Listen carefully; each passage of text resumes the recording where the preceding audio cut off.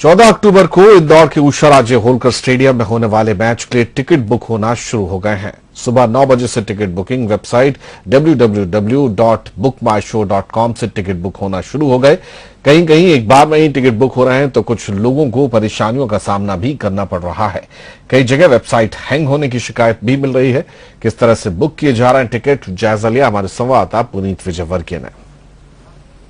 14 अक्टूबर को इंदौर के उषा राजे होलकर स्टेडियम में होने वाले India versus south Africa one day international day night match के टिकट मिलना शुरू हो गए हैं। सुबह 9 बजे से bookmyshow.com वेबसाइट पर टिकट मिलना शुरू हो गए हैं। इस वक्त हम देखेंगे कि किस तरह से वेबसाइट पर टिकट्स बुक किए जा रहे हैं। सबसे पहले हमने ये वेबसाइट खोली है bookmyshow.com। हमारे साथी ईशान खोलकर यहां पर बैठे हुए हैं, हम हमारे दर्शकों को बताएंगे। उसके बाद स्पोर्ट्स के ऑप्शन पर गए, वहां से स्पोर्ट्स के ऑप्शन में यहां सामने दिखाई दे रहा है India versus south Africa match. इस पर क्लिक करने के बाद हम सीधे मैच की स्थिति पर पहुंचते हैं। वहां पर लिखा हुआ है इंडिया वर्सेस साउथ अफ्रीका 14 अक्टूबर को मैच है, सेकंड ओडीआई।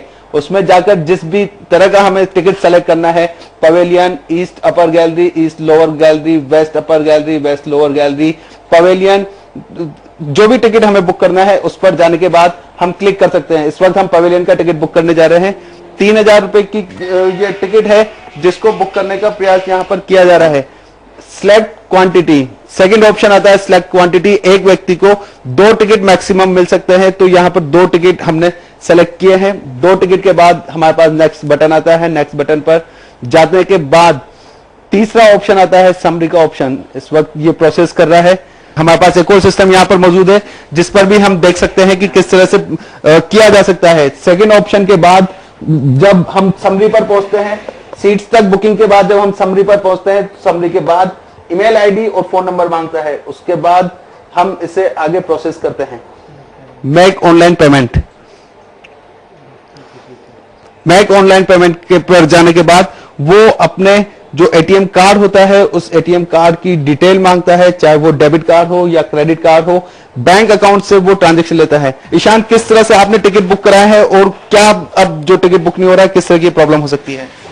अभी तो वैसे पब्लिक ज्यादा इस वेबसाइट की ओर मूव कर रही है तो हो सकता है थोड़ी दिक्कतें आए, लेकिन अभी हमने फिलहाल 4 से 5 टिकट यहाँ पर बुक किए हैं ऑनलाइन वेरी इजीली।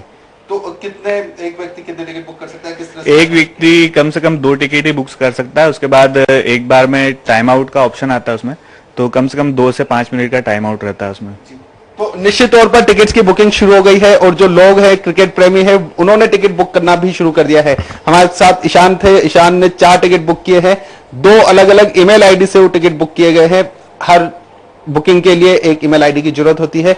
वो ईमेल आईडी से बुक करने के बाद जब हम अगले ट्रांजैक्शन पर पहुंचते हैं तो वहां पर एक एसएमएस के लिए ऑप्शन आता है। बैंक अकाउंट जिस भी नंबर से हमारा कनेक्ट होता है उस नंबर पर एक एसएमएस भेजा जाता है बैंक के द्वारा। उसके बाद वो ट्रांजैक्शन होता है। इस वक्त एक की तो हम सिस्टम पर भी देख सकते हैं, सिस्टम पर भी ये टिकट यहां पर मौजूद है।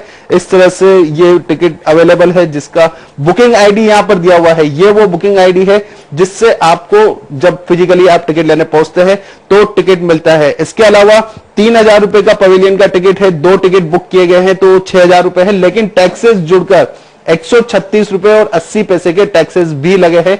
तो इस वजह से 2 टिकट 6136 रुपए के पड़े हैं। तो निश्चित तौर पर जो इंतजार किया जा रहा था इंदौर शहर के क्रिकेट प्रेमियों द्वारा, वो इंतजार अब पूरा हो गया है। ऑनलाइन टिकट्स की बुकिंग तो शुरू हो चुकी है। अब लोगों को इंतजार है बैंक की विंडो ओपन होने का। रवि पाठक के साथ पुनीत विजयवर्गीय, बंसल न्यूज, इंदौर।